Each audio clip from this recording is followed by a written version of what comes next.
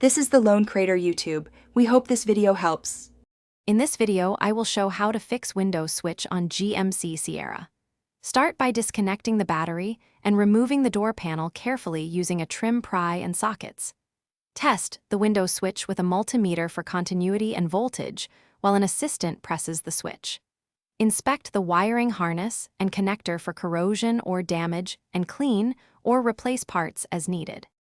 Begin diagnosis by confirming whether the problem affects one switch or multiple switches.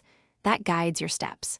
Probe for battery voltage at the switch harness, then at the motor, to see where power stops. Listen for motor hum or clicks when activating the switch to tell if the motor is receiving current. If you have a spare switch, swap it to quickly confirm a bad switch versus wiring or motor issues. After diagnosing, remove the door panel and inspect the regulator, motor, and switch harness closely. Clean any corroded contacts and apply dielectric grease before reconnecting to improve reliability. If the switch fails continuity tests, replace the switch assembly. If the motor lacks voltage but gets signal, replace the motor or regulator. Reconnect the battery and test the window through full travel before reinstalling the panel. Thanks for watching. Consider subscribing if we helped you.